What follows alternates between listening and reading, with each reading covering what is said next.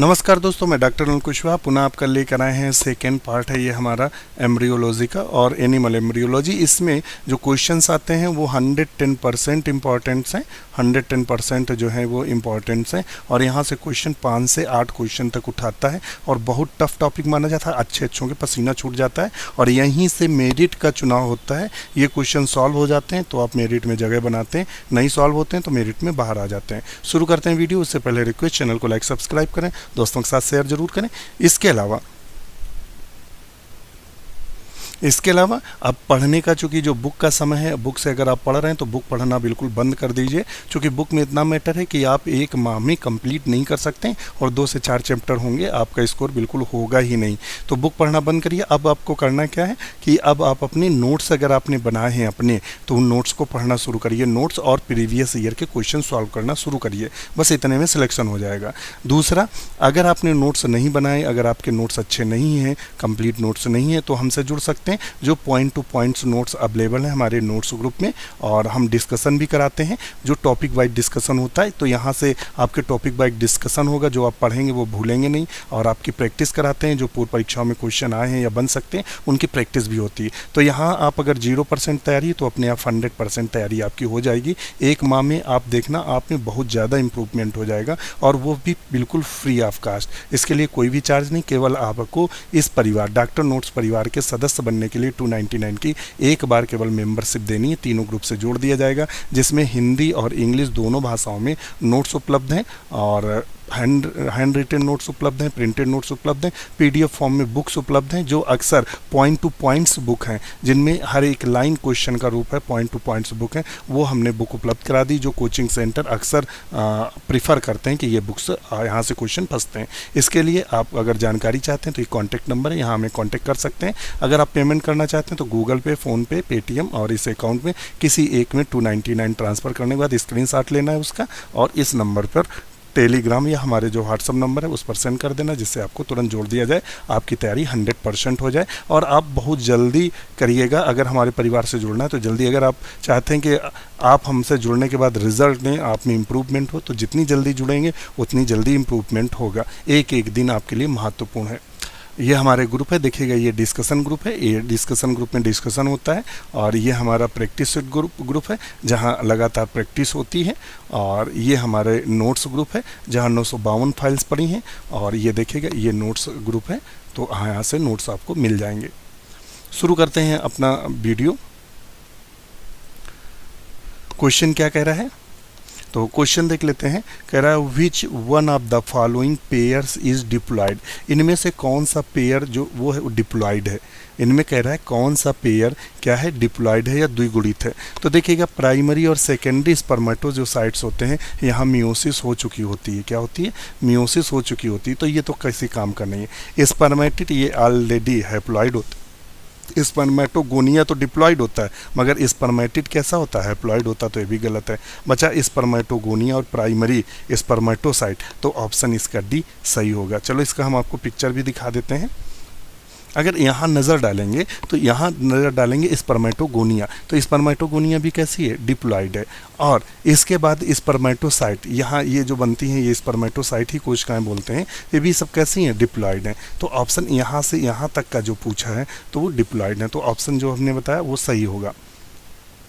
Next question पूछ रहा है blastopore is present in. Blastopore किस में उपस्थित होता है, तो ब्लास्टोपोर ग्लैस्टुला अवस्था में उपस्थित रहता है। किस में पाया जाता है, तो ब्लास्टोपोर जो होता है प्राय गैस्ट्रुला जो अवस्था होती है, गैस्ट्रुला, उसमें देखने को मिलता है। अब गैस्ट्रुला अवस्था की अगर बात करेंगे कि गैस्ट्रुला अवस्था कैसी होती है और गैस्ट्रुला अवस्था दिखाई कैसी देती है, तो उसकी भी हम आपसे चर्चा करते हैं। तो गैस्ट्रुला अवस्था को हम फटाफट ड्राइव कर लेते हैं। पहले देख लेते हैं, मान लेते हैं ये एक जायगोट है, और जायगोट में हुआ क्या हुआ, क्लीवेज हुआ। क्या हुआ, क्लीवेज। क्लीवेज के बाद बनी मारूला अवस्था, ये फटाफट बोल देते हैं। ठोस, जो ठोस गेंदनुमा मारूला जो होती है, ठोस गेंदनुमा होती है। फिर ब्लास्टुला बनता है।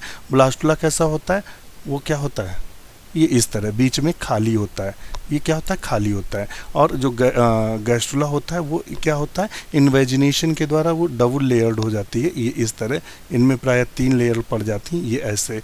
और ये लेयरों को हम क्या बोलते हैं, इन लेयरों को बाहर वाली को एक्टो और मध्य वाली को मीजोडर्म और अंदर वाली को इंडोडर्म के नाम से जानते हैं। और ये जो छेद है, इस छेद को बोलते हैं क्या, ब्लास्टोपोर। क्या बोलते हैं, ब्लास्टोपोर के नाम से जानते हैं। और ये जो कैविटी है इसे हम आर्केंट्रॉन कैविटी बोलते हैं। क्या बोलते हैं, आर्केंट्रॉन कैविटी बोलते हैं, आर्केंट्रॉन कैविटी बोलते हैं। तो बोल सकते हैं आर्केंट्रॉन कैविटी क्या है, तो ये हमारा है गैस्ट्रुला। क्या है, गैस्ट्रुला, समझ गए होंगे। तो ब्लास्टोपोर पूछ रहा है कहाँ पाया जा रहा है, तो गैस्ट्रुला में। चलते हैं अपने टॉपिक के पास।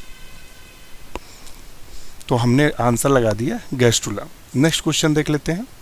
फिर पूछ रहा है नंबर 17 पे, middle piece of the mammalian sperm contains. जो मैमेलियन स्पर्म होता है उसका मिडिल पीस में क्या पाया जाता है, या उसका मिडिल पीस किसका बना होता है, स्पर्म का मिडिल पीस। तो हम फटाफट चलते हैं, ड्रा भी कर लेते हैं इसको। तो ये स्पर्म इस तरह की संरचना होती है, ये स्पर्म बन गया, ये फिर ये थोड़ा सा इस तरीके से होता है, और फिर उसमें ये टेल लगी होती है।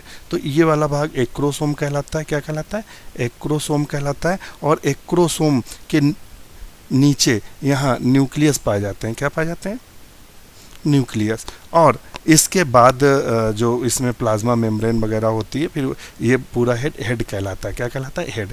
ये यहाँ से यहाँ तक हेड। और ये मिडिल पीस कहलाता है। क्या कहलाता है, मिडिल पीस। और मिडिल पीस में क्या होता है, यहाँ सेंट्रियोल पाया जाता है। क्या पाया जाता है, सेंट्रियोल। और यहाँ सेंट्रियोल पाया जाता है, यहाँ माइटोकांड्रिया पाई जाती हैं। क्या पाई जाती है, माइटोकांड्रिया। तो चूंकि मिडिल पीस में क्या क्या पाया जा रहा है, तो सेंट्रियोल पाया जा रहा है, सेंट्रियोल, और प्लस क्या पाया जा रहा है, माइटोकॉन्ड्रिया, माइटोकॉन्ड्रिया। तो अब देख लेते हैं फटाफट ऑप्शन देख लेते हैं, क्या कुछ ऐसा है ऑप्शन में। तो देखते हैं क्या है। तो यहाँ दिया है both mitochondria and proximal centriole. तो ऑप्शन हम इसी को लगा देंगे, डी को। नेक्स्ट देखते हैं, how many sperm are formed from the secondary spermatocyte. इस पर सेकेंडरी स्पर्मेटोसाइट से कितने स्पर्म बनते हैं। तो ये तो हमने आपको सॉल्व कराया था, इसका भी आपको दिखा देते हैं।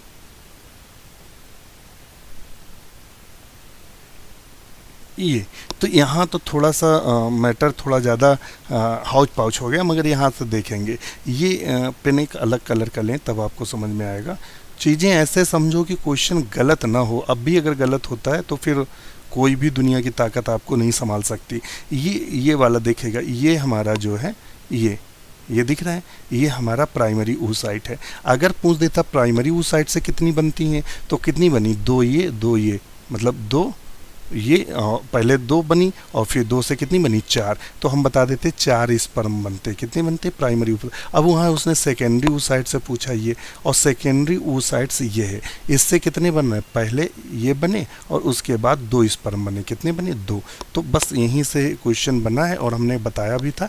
तो ऑप्शन लगा देंगे, सेकेंडरी oocyte से 2 स्पर्म का निर्माण होता है। और 4 किससे बनते हैं, तो प्राइमरी किससे बनते हैं, प्राइमरी oocyte से बनते हैं। किससे बनते हैं, प्राइमरी oocyte से बनते हैं। अब प्राइमरी स्पर्मेटोसाइट बोल देंगे, स्पर्मेटोसाइट से। तो प्राइमरी स्पर्मेटोसाइट से कितने बनते हैं, 4। और सेकेंडरी 2 किससे बनते हैं, तो सेकेंडरी से बनते हैं, सेकेंडरी स्पर्मेटोसाइट से। तो ध्यान आ गया होगा, ये क्वेश्चन कल हमने डिस्कस किया था। नेक्स्ट क्वेश्चन देख लेते हैं, the function of allantoic Korean in mammals is. Allantoic Korean का कार्य क्या है। तो अभी हमने एलेंटोइक का कार्य बताया था, एलेंटोइक कोरियन का। चलते हैं वहाँ। देखिए क्वेश्चन एक बार आप समझ चुके हैं चीज़ों को तो फटाफट समझ में आएगा। अगर आपने थोड़ा सा सीरियस होकर देखा है, यहाँ देखेंगे तो एलेंटो कोरियन की बात कर रहे हैं। तो हमारा ये एलेंटोइक है। पेन दूसरा कलर ले लें तो जिससे आपको चमकीला समझ में आए। ये हमारा एलेंटोइक है। तो एलेंटोइक से क्या होता है, यूरिनरी ब्लैडर का काम करता है और रेस्पिरेशन का भी काम करता है। यानी हमने क्या बताया था, ये उत्सर्जन और श्वसन दोनों का कार्य करता है एलेंटोइक। और एमनियोन किसका कार्य करता है, तो एमनियोन करता है ये प्राइवेट एक्वेरियम की तरह काम करता है। यह भ्रूण को बाहरी शॉक या बाहरी दबाव से बचाता है। दूसरा शुष्क होने से बचाता है। शुष्क का मतलब होता है भ्रूण को सूखने से बचाता है। तो चूंकि एलेंटोइक की बात कर रहा है तो उत्सर्जन और श्वसन देखते हैं, कोई ऑप्शन ऐसा दिया है तो उसी को सही कर लेते हैं। तो यहाँ क्या दे रहा है, रेस्पिरेटरी एंड एक्सक्रीशन, तो हम क्या लगाएंगे, रेस्पिरेटरी एंड एक्सक्रीशन, तो ऑप्शन इसका सी सही कर देंगे। नेक्स्ट क्वेश्चन देख लेते हैं, विच one of the following is A correct sequence. Correct sequence क्या है, तो हमने आपको करेक्ट सीक्वेंस बताया था कि पहले क्या होता है, जाइगोट होता है, और जाइगोट में क्या होता है, क्लीवेज होता है। क्या होता है, क्लीवेज, विभाजन होता है। विभाजन से बनता है मारूला, क्या बनता है, मारूला। मारूला से क्या बनता है, ब्लास्टुला, और ब्लास्टुला से क्या बनता है, गैस्ट्रुला। गैस्ट्रुला से क्या बनता है, नोरूला। उसके बाद क्या बनता है, फीटस।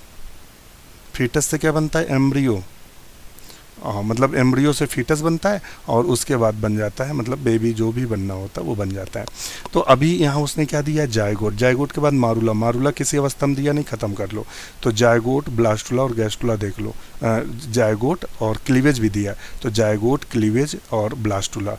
तो जायगोट, क्लीवेज और ब्लास्टुला और उसके बाद गैस्ट्रुला। तो ये तो बिल्कुल सही है, तो ए सही कर लेंगे। इसमें देख लेते हैं, जायगोट, ब्लास्टुला, तो इसमें क्लीवेज दिया ही नहीं तो गलत है। जायगोट, क्लीवेज, गैस्ट्रुला पहले दीजिए ब्लास्टुला का, तो ये भी गलत है। क्लीवेज पहले, जायगोट बाद में, तो ये भी गलत। तो ऑप्शन क्या सही होगा, ए।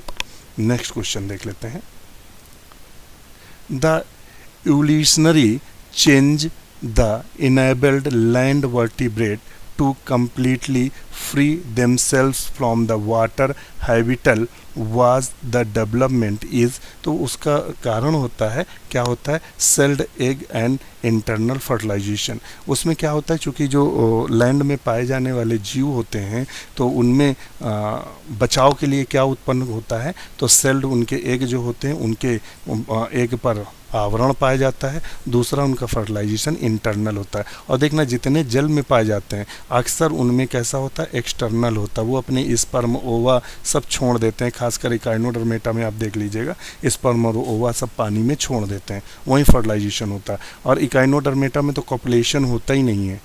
जो स्टार फिश होती है उसमें कॉपुलेशन होता ही नहीं, यानी मैथुन क्रिया होती नहीं है। मादा अपने ओवा छोड़ देती है और वो अपने, और वो ओवा आपस में तब मिलते हैं जाके।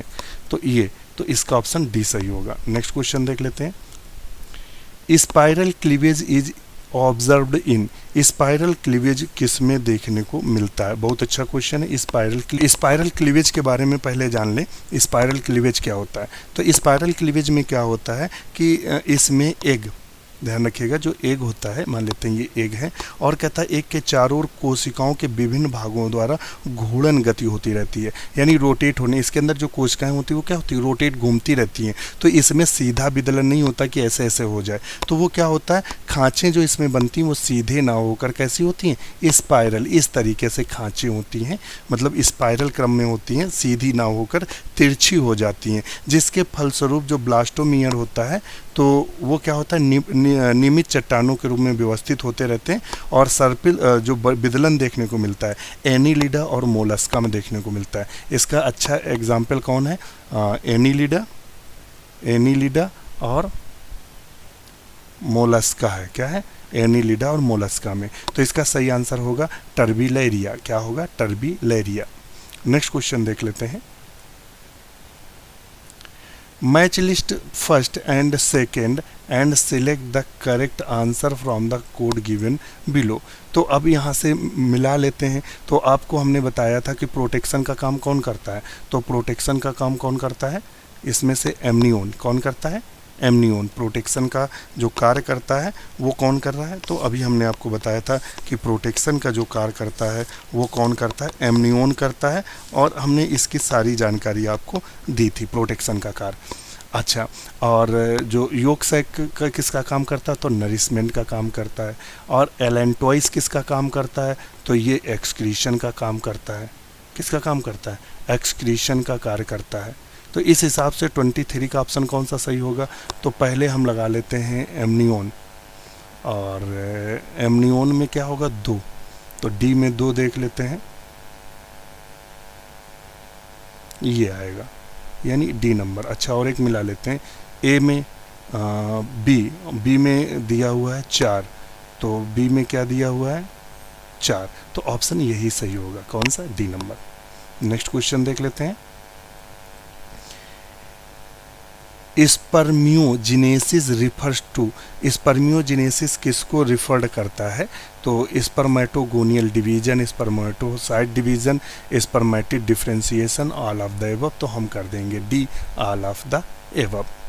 अब क्वेश्चन आता है, कुमुलस ऊफोरस इज फाउंड इन, कुमुलस ऊफोरस कहाँ पाया जाता है? तो कुमुलस जो ऊफोरस पाया जाता है, कुमुलस जो ऊफोरस पाया जाता है वो कहाँ देखने को मिलता है? तो ये प्रायः हमें कहाँ देखने को मिलता है? ओवरी में। अब इसकी स्थिति भी देख लेते हैं, शायद हमने लगाया था पिक्चर। तो ये ग्राफियन फॉलिकल्स है, ग्राफियन फॉलिकल्स है, और ये थीका इंटरना दिया है, ग्रैनुलोसा सेल दिया हुआ, ये थीका इंटरना है, और ये ग्लूकोसा सेल है, और ये कुमुलस ऊफोरस सेल है, ये कुमुलस, और ये oocyte है, oocyte के ऊपर हमें देखने को मिलता है। और चूंकि ये सब कहाँ हो रहा है? ओवरी में ही है। कहाँ है? ओवरी में। तो हम इसका आंसर कहाँ लगा देंगे?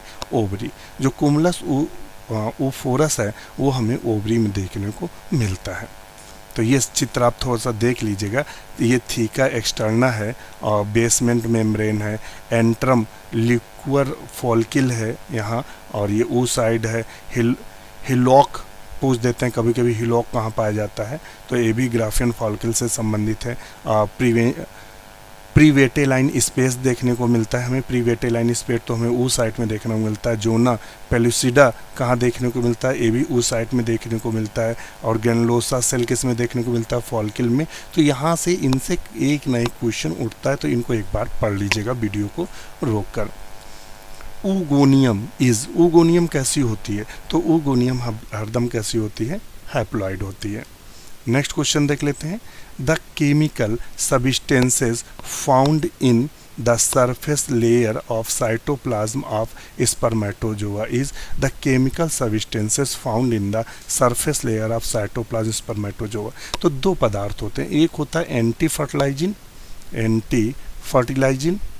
और एक होता है फर्टिलाइजिन। ध्यान रखिएगा, फर्टिलाइजिन। तो ये दोनों क्या होते हैं? एंटी फर्टिलाइजिन जो होता है आपके स्पर्म में पाया जाता है। किस में पाया जाता है? स्पर्म में। और जो फर्टिलाइजिन होता है वो ओवा में पाया जाता है। किस में पाया जाता है? अंडाणु में।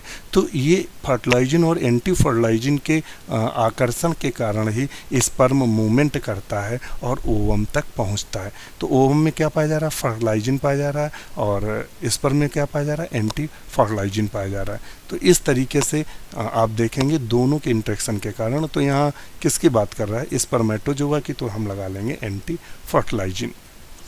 तो समझ में आ रहा होगा। नेक्स्ट देख लेते हैं। क्लाइटोरिस ऑफ फीमेलिज, जो फीमेल में क्लाइटोरिस होती है वो किसके समजात होती है?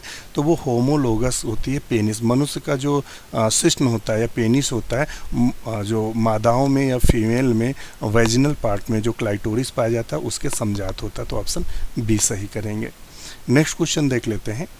At the end of the first meiotic division, the male germ cells differentiate into, तो कहता है at the end of the first meiotic division the male germ cell differentiated into, तो वो किस में बदल जाती है? तो वो बदल जाती है सेकेंडरी स्पर्मेटोसाइट में। अब इसका चित्र आप देख लीजिएगा।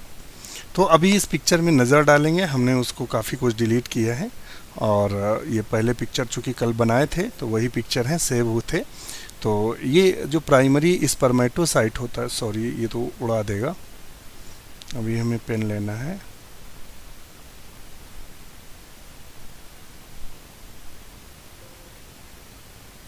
जो प्राइमरी स्पर्मेटोसाइट्स होता है उसमें जो फर्स्ट डिवीज़न होता है, फर्स्ट डिवीज़न के बाद हमारा क्या बनता है? सेकेंडरी स्पर्मेटोसाइट्स बनता है। तो क्वेश्चन यही पूछा है, तो यहाँ से सब कुछ क्लियर है। कल इसीलिए हमने कहा था कि पहले वीडियो में आपको टाइम लगेगा, फिर जहाँ वीडियो एक बार पकड़ में आ गया तो वही सही होगा। तो ऑप्शन इसका यही सही होगा। नेक्स्ट क्वेश्चन देख लेते हैं। How many secondary spermatocyte will be required to form 100 spermatozoa. तो कहता है कि कितने इस सेकेंडरी जो स्पर्मेटोसाइट्स होते हैं, जो 100 स्पर्मेटोजोआ बनने के लिए कितनी की ज़रूरत होगी। तो बताइए कितने की ज़रूरत होगी। तो यहाँ ज़रूरत जो होगी वो 50 की। कितने की होगी? 50 की। कि हमने बताया था कि एक जो सेकेंडरी स्पर्मेटोसाइट होता है उसके में चूँकि वो पहले अर्धसूत्री विभाजन का एक विभाजन ले चुका होता है, तो 1 से 2 ही स्पर्म बनते हैं। तो 1 से 2 बनते हैं, तो चूँकि कितने बनाने हैं उसको, secondary sperm will be required 100 बनाने हैं, तो 1 से 2 बनते हैं, तो मतलब क्या होगा, 2 का भाग दे देंगे तो कितना बनेगा, 50। तो यही सही कर देंगे 50। Vasectomy causes the loss of. तो वेसेक्टोमी क्या होता है, जिसे बोलते हैं नसबंदी। क्या होते हैं? नसबंदी। जो पुरुषों में नसबंदी होती है, तो नसबंदी के बाद क्या करते हैं कि जो सेमनीफेरस ट्यूब्यूल्स होता है, जो उससे निकलता है आपके टेस्टिस से, जिससे स्पर्म बाहर निकलते हैं, तो उसको क्या करते हैं, काट के या उसको ऐसे करके फोल्ड करके बांध देते हैं। तो स्पर्म पेनिस से बाहर निकलेंगे नहीं, तो जो फीमेल होगी वो फर्टिलाइज होगी नहीं, तो बेबी होने के चांस रहेंगे नहीं। तो इसके बनने के कारण क्या होता है, एंड्रोजन हार्मोन प्रभावित होता है। नेक्स्ट क्वेश्चन देख लेते हैं। माइट्रोकाइंडिया इन स्पर्म इज। तो माइट्रोकाइंडिया स्पर्म के किस भाग में पाया जाता है? तो हमने कल 3 भाग बताए थे। ये एक पूरा भाग हेड बताया था, और ये हमने मिडिल पीस बताया था, ये टेल। तो ये कहाँ माइट्रोकाइंडिया कहाँ पाए जा रहे थे, और सेंट्रियोल ये मिडिल पीस में पाए जा रहे थे। कहाँ पाए जा रहे थे? मिडिल पीस में। देखिए आपको जो पहला वीडियो देखे होंगे बहुत बोरियत लगी होगी, मगर उस वीडियो के बाद देख रहे होंगे चीज़ें बिल्कुल आसान होनी शुरू हो गई। तो ऑप्शन क्या कर देंगे इसका, found in middle piece. Next question देख लेते हैं। Gill slits form during the embryonic development of mammals. तो ये क्या होगा, इसका फंक्शन क्या होगा, इंडिकेट फाइलोजेनेटिक रिलेशनशिप, जो कि इसने दिया था, हैकेल ने दिया था। रिकैप्टुलेशन थ्योरी, रिकैप्टुलेशन थ्योरी दी थी कि प्रत्येक जीव अपने पूर्ववर्ती जीवों के इतिहास को दोहराता है। तो ऑप्शन डी सही होगा। नेक्स्ट क्वेश्चन दे रहा है, extra embryonic membrane are present in. तो किस में देखने को मिलती है, एमनियोट में देखने को मिलती है। किसमें, एमनियोट। एमनियोट 3 प्रकार के होते हैं, बर्ड्स, रेप्टाइल्स, और इसके अलावा बर्ड्स, रेप्टाइल और मैमल्स, ये 3 होते हैं। अब देख लेते हैं, ये आएगा रेप्टाइल्स, बर्ड्स और मैमल्स, तो ये सही होगा। और एन एमनियोट्स में कौन से आते हैं, मतलब एमनियोट्स में कौन से आते हैं, तो फिशेस आती हैं और फ्रॉग आते हैं, तो कोई मतलब नहीं है। तो ऑप्शन हम इसका ये सही कर देंगे। 40 नंबर और आज का लास्ट क्वेश्चन है, इसके आगे क्वेश्चन फिर कल हम ड्रा करेंगे। Among goat, man, pig and cow the placental barrier between the maternal and fetal blood minimum in, कितने होते हैं? तो इसका आंसर आप लोग हमें कमेंट्स करके देंगे, और इसका जो आंसर है वो हम कल आपको उपलब्ध कराएंगे। अब हम चलते हैं थ्योरी क्लास में। थ्योरी क्लास में देखते हैं, चूँकि यहाँ से क्वेश्चन खूब उठते हैं, और थोड़ा बहुत जितना मैटर हो पाएगा हम आपको बता दें कि जो ह्यूमन रिप्रोडक्शन की जब बात करते हैं, तो जब हम इनके रिप्रोडक्शन की बात करते हैं, ह्यूमन रिप्रोडक्शन की बात करते हैं,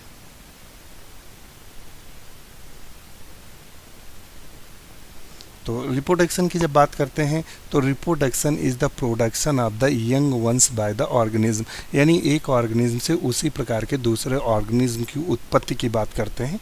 humans are sexually reproduced and viviparous. कैसा होता है, मनुष्य जो होता है वो बच्चे देने वाला होता है, यानी बच्चों को जन्म देता है, और हरदम सेक्सुअल रिप्रोडक्शन करता है, ए सेक्सुअल रिप्रोडक्शन नहीं करता है। और ये ए सेक्सुअल रिप्रोडक्शन आपको कहाँ देखने को मिला था, तो जब आप रामायण पढ़ते हैं, रामायण, तो रामायण तो एक तो सीता का देख सकते हैं, सीता का जो निर्माण हुआ था, और दूसरा हनुमान, जो हनुमान के बारे में कहा जाता है कि वो मकरध्वज, जो इनके बेटे थे मकरध्वज, मकरध्वज नाम था शायद, मुझे मकरध्वज ही था, मकरध्वज बताया गया था, मछली से पैदा हुए थे, तो जा रहे थे तो पसीने की बूंद गिर गई थी, इस तरीके से जो भी है क्या है वो उसमें तो कटाक्ष नहीं किया जा सकता, साइंस के होने के नाते तो इन चीज़ों पे विश्वास नहीं होता है, मगर चूँकि है तो वहाँ भी इस तरह का रिप्रोडक्शन देखने को मिलता है। फिलहाल तो सेक्सुअल ही होता है। मेल रिप्रोडक्टिव सिस्टम की बात करते हैं और फीमेल रिप्रोडक्टिव सिस्टम की बात करते हैं। तो चलते हैं आगे।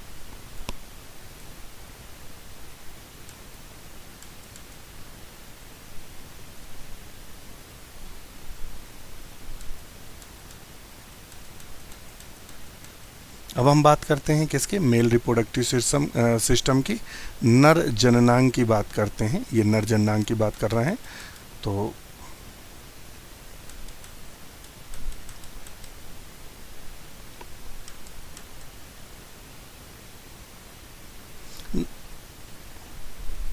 नर जननांग की बात करते हैं तो मेल जो रिप्रोडक्टिव ऑर्गन्स होता है, मेल जो रिप्रोडक्टिव ऑर्गन्स होता है तो इसमें से कई अंग होते हैं। एक तो एक पेयर टेस्टिस पाए जाते हैं। क्या पाए जाते हैं? एक पेयर टेस्टिस पाए जाते हैं, जो कि ये बाहर जो टेस्टिस हैं वो एक पेयर टेस्टिस होते हैं। इसके अलावा एसेसरी डक्ट होती है। एसेसरी का मतलब सहयोग वाली डक्ट या नलिकाएं पाई जाती हैं। इसके अलावा सहयोग वाली ग्रंथियां पाई जाती हैं। इसके अलावा एक्सटर्नल जिनाइटल पेनिस पाया जाता है। अब इसके बाद आता है कि जो एसेसरी डक्ट होती हैं कौन कौन से, यहाँ से क्वेश्चन बनता है, सीरियस सुनिएगा, क्योंकि ये थोड़े संवेदनशील टॉपिक होते हैं। तो जो आपके टीचर्स होते हैं या तो इनको छोड़ देते हैं या गोल मोल करके पढ़ा देते हैं, और क्वेश्चन यहीं से ज़्यादा उठाता है। तो यहाँ एसेसरी जो डक्ट्स की बात करते हैं तो रेड टेस्टिस कंडीशंस होती, वास एफ्रेंसिया होता है, एपिडिडाइमिस होता है, और एपिडिडाइमिस में शुक्राणु ध्यान रखना स्टोर रहते हैं, वास डिफरेंस होता है, और प्रोस्टेट ग्लैंड होती है। यहाँ क्वेश्चन एक बना है कि वो कौन सी ग्रंथि, सेक्स ग्रंथि कौन सी है जो जोड़े में नहीं होती है, वो होती है प्रोस्टेट। ध्यान रखना, प्रोस्टेट ग्रंथि ऐसी होती है जो जोड़े में नहीं होती। इसके अलावा सेमिनल वेस्किल्स होती हैं, और उसके अलावा कॉपर या जो बल्बो यूरेथ्रल ग्लैंड्स होती हैं वो भी जोड़े में होती हैं। तो ये संरचनाएं देखने को मिलती हैं। अब चलते हैं नेक्स्ट।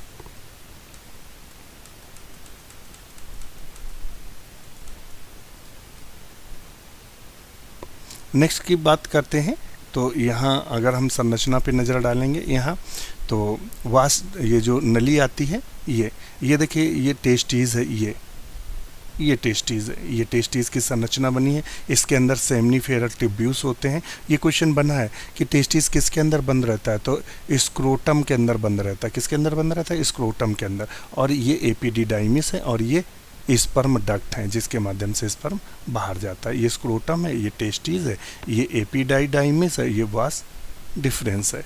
यहाँ से क्वेश्चन बनते हैं। तो इसलिए primary sex organ the produce sperm and testosterone, ये क्या सिक्रीट करता है? स्पर्म को और टेस्टोस्टेरोन हार्मोन को। Testes are formed within the abdomen soon after the birth at the 8th month the pregnancy they are descent in the scrotal sac या scrotum. क्या करता है, जब ये बच्चा जब जन्म नहीं लेता उससे पहले एम्ब्रियो स्टेज में ये अंदर रहता है, और उससे 8 महीने का मतलब जब लगभग होता है उसके बाद ये बाहर आ जाता है। चूँकि ये बाहर क्यों, प्रकृति का खेल है, क्योंकि बॉडी का टेम्परेचर ज़्यादा रहता है। ध्यान रखिएगा, बॉडी का जो टेम्परेचर है वो ज़्यादा रहता है, तो स्पर्म का निर्माण नहीं होगा। अगर होगा भी तो स्पर्म एक्टिव नहीं होंगे, यानी स्पर्म जो होंगे वो निष्क्रिय होंगे, किसी काम के नहीं होंगे। तो ईश्वर ने क्या किया है, उसको बाहर आपकी बॉडी के लटका दिया है, जिससे क्या हो कि आपकी बॉडी का टेम्परेचर का असर इन पर ना पड़े। जबकि एलिफेंट, ध्यान रखने क्वेश्चन बनता है, एलिफेंट में एब्डोमेन में पाया जाता है, यानी इसमें लटके हुए नहीं पाए जाते, हाथी में उसी के शरीर में ही पाए जाते हैं। तो ये क्वेश्चन बना है इसलिए बताया। और चूंकि इनको कितना टेम्परेचर चाहिए, तो 2 से लेकर 2.5 degree centigrade less than the body temperature. Body का कितना होता है? लगभग 36 डिग्री सेंटीग्रेड, यानी 98.5 फ़ारेनहाइट होता है। उससे क्या चाहिए? 2 से 2.5 डिग्री सेंटीग्रेड कम टेम्परेचर पर क्या होता है? Scrotum help the proper functioning of testes and spermatogenesis, sperm बनने में मदद करता है। अगर ये बॉडी के अंदर होते तो फिर क्या होता? स्पर्म मैच्योर ही नहीं होते और व्यक्ति कैसा होता? स्टेराइल, यानी उसमें बच्चों के जन्म देने की क्षमता ना होती। बहुत अच्छे फैक्ट हैं, आप केवल उनको वैज्ञानिक ढंग से अगर सुने समझें तो क्वेश्चन कभी गलत नहीं होगा। और क्वेश्चन गलत कब होता है, जब आप बिल्कुल सतह से अच्छा आपका बोले सेक्सुअल रिप्रोडक्ट बोले ख़त्म हो गया, ऐसे नहीं ख़त्म होता भाई। जब वो ईच टेस्टीज, अब यहाँ बात कर लेते हैं, each testes oval in shape, जो टेस्टीज होता है वो अंडाकार होता है इस तरीके से, और संख्या कितनी होती है 2। स्क्रोटम में ये इस तरीके से बंद रहते हैं ऐसे। Each testes has about 250 testicular lobules, इनमें कितने 250 टेस्टिकुलर लोब्यूल पाए जाते हैं।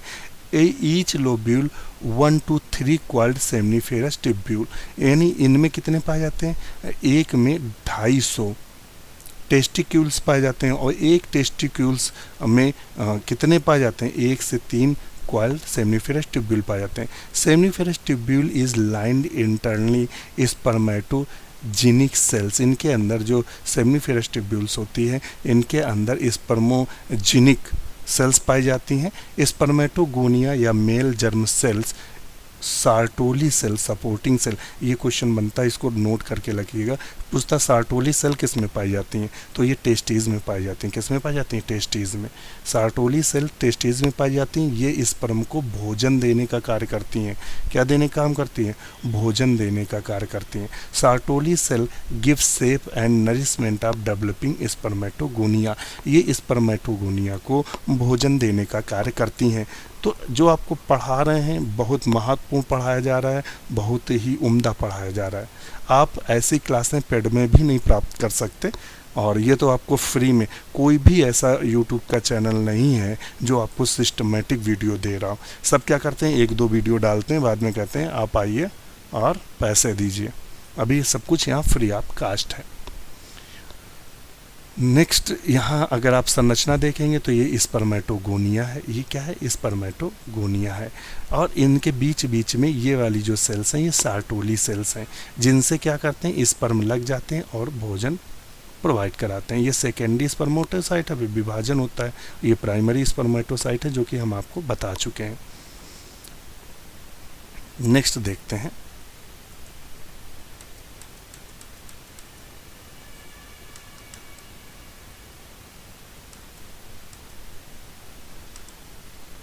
अब आता है, बात करते हैं पेयर टेस्टीज की। तो हम आपको बताए थे the region outside the seminiferous tubule interstitial spaces contain small blood vessels, इसमें पाई जाती हैं। इंटरस्टाइटल सेल्स पाई जाती हैं या लीडिंग सेल्स पाई जाती हैं।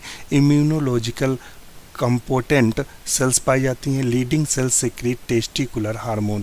क्वेश्चन बनता है यहाँ से कि जो लीडिंग सेल्स होती हैं वो क्या स्रावित करती हैं, तो लीडिंग सेल्स क्या स्रावित करती हैं, तो लीडिंग सेल्स जो स्रावित करती हैं वो हार्मोन जो एंड्रोजेंस जो हार्मोन होता है उसका श्रावण करते हैं। टेस्टिकुलर हार्मोन्स का श्रावण कौन से करती हैं, लीडिंग सेल। तो क्वेश्चन बना है, तो ये अगर आप देखेंगे यहाँ से, तो यहाँ ये लूमन दिया हुआ है और ये संरचनाएं दी हैं। ये इंटरस्टाइटल सेल्स पाई जा रही हैं, क्या पाई, इंटरस्टाइटल सेल्स पाई जा रही हैं। ये स्पर्मेटो जो हुआ है, कैपिलरी है, और इसके अलावा स्पर्मेटिड्स बन रहे हैं। तो यहाँ से ये चीज़ें मिल सकती हैं। और आपसे क्वेश्चन पूछेंगे कि लीडिंग सेल्स कहाँ पाई जाती हैं, तो टेस्टीज़ में पाई जाती हैं। कहाँ पाई जाती हैं, टेस्टीज़ में पाई जाती हैं। सेमनीफेरस ट्यूब्यूल्स और टेस्टीज से संबंधित है। ये कौन सा हार्मोन निकालती हैं, टेस्टिकुलर हार्मोन निकालती हैं, जिसे एंड्रोजीन्स के नाम से जानते हैं। तो आज के लिए इतना ही। वीडियो कैसा लगा कमेंट जरूर करिएगा। इसी के साथ दोस्तों नमस्कार।